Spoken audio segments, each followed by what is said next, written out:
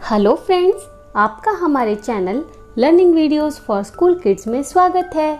आज हम नैतिक शिक्षा क्लास 3 का पाठ नंबर 8 पढ़ेंगे। पाठ का नाम है जब मैं अकेली रह गई। माया अपनी आई बाबा के साथ मुंबई में रहती है। मराठी भाषा में आई माँ को कहते हैं और बाबा पापा को कहते हैं। उसकी आजी कुछ दिन के लिए उसके साथ रहने आई हैं। मराठी में आजी दादी को कहते हैं। वे शोलापुर में रहती हैं। आज रविवार है, रविवार यानी संडे, इसलिए सबकी छुट्टी है। सुबह के नाश्ते के बाद माया ने टीवी चलाया और कार्टून देखने लगी।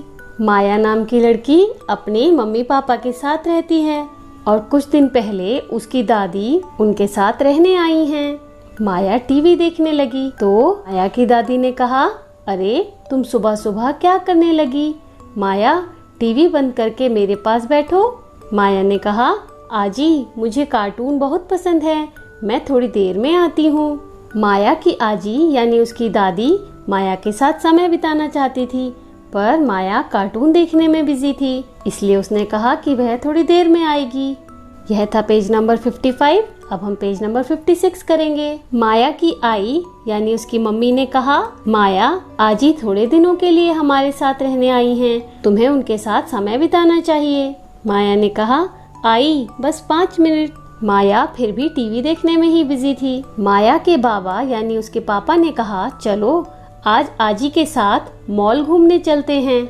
माया की आई ने कहा, हाँ आजी को अच्छा लगेगा, शोलापुर में इतनी बड़ी कोई मॉल नहीं है, मुझे भी कुछ साड़ियाँ लेनी हैं। माया की आई बाबा ने यानी उसके मम्मी पापा ने मॉल में घूमने का प्लान बनाया तो माया ने कहा, नहीं बाबा आप लोग जाइए, मैं घर पर ही रहकर ये कार्टून देखना चाहती हूँ। माया मॉल नहीं जाना चाहती थी, वो घर पर रहकर टीवी देखना चाहती थी। माया की आजी यानी उसकी दादी ने कहा, अगर माया नहीं चलेगी तो मैं जाकर क्या करूँगी? क्योंकि माया की दादी माया के साथ समय बिताना चाहती थी, इसीलिए उन्होंने भी जाने से मना कर दिया। माया के बाबा ने कहा, लेकिन माया तुम्हें तो मॉल घूमना पसंद है। तो माया की आई यानी उसकी मम्मी ने कहा, लो माया कार में बैठे बैठे इस पर कार्टून देखती रहना, मॉल पहुंचते ही मुझे मोबाइल वापस कर देना। आई अपने मोबाइल पर कार्टून चलाकर माया को देती है।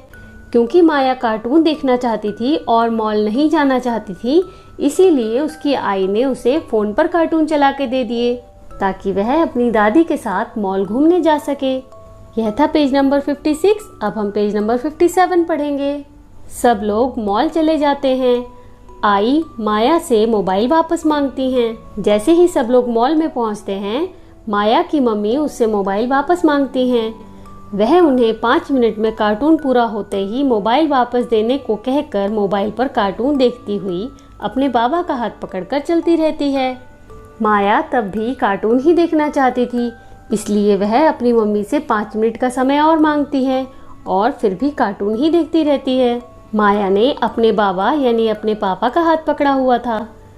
तभी उसके बाबा के मोबाइल पर फोन आता है और वे रुककर बात करने लगते हैं। आई और आजी एक दुकान पर साड़ियाँ देखने लगती हैं। माया के पापा कॉल अटेंड करने के लिए बिजी हो जाते हैं और माया की आई और आजी यानी उसकी मम्मी और उसकी दादी एक दुकान पर साड़ियाँ देखने लगती है। माया कार्टून देखते हुए चलती जाती है। माया कार्टून में इतनी बिजी थी कि उसे पता ही नहीं कि उसके पेरेंट्स और उसकी दादी पीछे छूट गए हैं। थोड़ी देर बाद मोबाइल की बैटरी खत्म होने के कारण मोबाइल बंद हो जाता है। थोड़ी देर में मोबाइल बंद हो जाता है। माया कहती है, आई मोबाइल बंद हो गया। माया फोन देखने में इतनी बिजी थी कि उसे पता ही नहीं कि उसके आई और बाबा कहीं पीछे छूट गए हैं। जैसे ही माया मुड़कर देखती है, उसे आई, आजी और बाबा कोई भी दिखाई नहीं देता। माया घबराकर तेज तेज चलने लगती है। माया को समझ नहीं आ रहा था कि वह क्या करे। जब कहीं हम अपने पेरेंट्स के साथ कहीं घूमने जाते हैं तो हमें ध्यान रखना चाहिए कि हम उनके साथ ही रहें, नहीं तो हम खो सकते हैं। जैसा कि माया के साथ हुआ, वह फोन देखने में इतनी ज्यादा बिजी हो गई थी कि उसने ध्यान ही नहीं दिया कि उसके पेरेंट्स पीछे छूट गए हैं। यह था पेज नंबर 57। अब हम पेज नंबर 58 पढ़ेंगे। वह एक बेंच पर बैठ जाती है। तभी उसे याद आता है कि स्कूल में उसके अध्यापिका ने बताया था कि पुलिस हमारी सहायता के लिए होती है। वह अपने आसपास देखती है, उसे एक दुकान के बाहर गार्ड नजर आता है। माया उसके पास जाती है। माया की टीचर ने स्कूल में बताया था कि पुलिस हमेशा हमारी सहायता के लिए होती है, तो हम किसी भी मुसीबत में हो तो हमें तुरंत पुलिस से सहायता मांगनी चाहिए। माया ने भी ऐसा ही किया। उसने एक दुकान के बाहर गार्ड को देखा तो वह उसके पास मदद मांगने चली गई। माया ने गार्ड अंकल से कहा, गार्ड अंकल, क्या आप पुलिस हैं? तो गार्ड अंकल ने कहा, नहीं बिटिया, क्या हुआ? माया ने कहा, मैं अपने आई बाबा से अलग हो गई हूँ, क्या आप उन्हें ढूंढ सकते हैं? गार्ड अंकल ने कहा, घबराओ नहीं, मॉल के दरवाजे पर घोषणा कक्ष है, मैं तुम्हें वहाँ लेकर चलता हूँ। वहाँ जाकर घोषणा करवा देते हैं, तुम्हारे आई बाबा तुम्हें लेने आ जाएंगे। घोषणा कक्ष यानी वो जगह जहाँ से अनाउंसमेंट्स होती हैं। घोषणा यानी अनाउंसमेंट्स। तो गार्ड अंकल ने माया से कहा कि वह अपने पेरेंट्स के लिए अनाउंसमेंट करा दे, ताकि उसके पेरेंट्स को पता लग जाए कि माया कहाँ पे है। सिक्योरिटी गार्ड्स भी सिक्योरिटी के लिए होते हैं। अगर हमें पुलिस वाले ना मिले तो हम सिक्योरिटी गार्ड से भी हेल्प ले सकते हैं, जैसा कि माया ने किया। यह था पेज नंबर 58। अब हम पेज नंबर 59 पढ़ेंगे। माया गार्ड के साथ घोषणा कक्ष पर जाती है।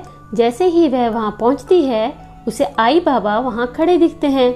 वो भागकर आई से लिपटकर रोने लगती है। जब माया सिक्योरिटी गार्ड अंकल के साथ घोषणा कक्ष के पास जाती है तो उसके आई बाबा वहीं खड़े मिलते हैं। शायद वो भी अनाउंसमेंट करवाने ही आए थे। माया की आई ने कहा, माया तुम कहाँ चली गई थी? माया के बाबा ने कहा, माया तुमने बहुत अच्छा किया कि गार्ड अंकल की मदद ली, इसलिए हम तुम्हें रास्ते पर चलते हुए या बाजार में चलते समय मोबाइल फोन का प्रयोग करने से मना करते हैं। जब हम अपने पेरेंट्स के साथ कहीं घूमने जाते हैं तो हमें मोबाइल फोन का यूज नहीं करना चाहिए, बल्कि रास्ते पर और अपने पेरेंट्स पर ध्यान रखना चाहिए, ताकि हम कहीं खो न जाएं। माया उन्हें गार्ड अंकल तक पहुंचने की बात बताती है। माया अपने पेरेंट्स को बताती है कि उसने किस तरह गार्ड अंकल से मदद मांगी। बाबा गार्ड को धन्यवाद देते हैं। धन्यवाद यानी थैंक यू। माया के बाबा यानी उसके पापा गार्ड अंकल को थैंक यू कहते हैं। माया की दादी ने कहा, मेरी बहादुर बिटिया तो बहुत समझदार हो गई है। माया की दादी माया की इस समझदारी पर बहुत खुश थी। यह कहते हुए आजी माया को गले लगा लेती हैं। माया भी अपनी आजी से वादा करती है कि वह मोबाइल का इस्तेमाल सोच समझ कर करेगी। माया ने गार्ड अंकल से हेल्प लेके समझदारी का काम किया और अपनी आजी यानी अपनी दादी से वादा किया कि वह मोबाइल का इस्तेमाल हमेशा सोच समझ कर करेगी। यह था पेज नंबर 59। अब हम पेज नंबर 60 पढ़ेंगे। माया आपसे क्या कहना चाहती है? बच्चों, तुम भी जब कभी घर से बाहर अकेले जाओ तो 3 बातों का हमेशा ध्यान रखो। पहली बात, अकेले होने पर घबराओ नहीं। अगर हम बाहर अकेले हैं या हमारा साथ हमारे पेरेंट्स से छूट गया है तो डरना नहीं चाहिए। दूसरी बात, जरूरत पड़ने पर पुलिस की सहायता लो। पुलिस हमेशा हमारी सहायता के लिए होती है। अगर हमें हेल्प की जरूरत है तो हम पुलिस से हेल्प मांग सकते हैं। तीसरी बात, हमेशा सतर्क रहो और रास्ते पर चलते हुए या बाजार में चलते समय मोबाइल फोन का प्रयोग मत करो। जब हम रास्ते पर चल रहे हैं या मार्केट में हैं तो हमें मोबाइल फोन यूज नहीं करना चाहिए, जिससे कि हमारा ध्यान रास्ते पर और अपने पेरेंट्स पर रहे। याद रखो, न तो सब लोग बुरे हैं और न ही सब अच्छे।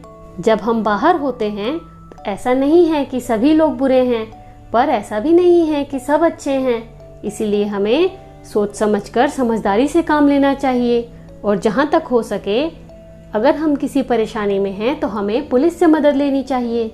इसी के साथ यह पाठ खत्म होता है। इस पाठ के प्रश्न उत्तर हम अगले वीडियो में करेंगे। आपको ये वीडियो कैसा लगा मुझे कमेंट सेक्शन में ज़रूर बताना और हमारे चैनल को सब्सक्राइब करना मत भूलना। Thanks for watching. Bye bye.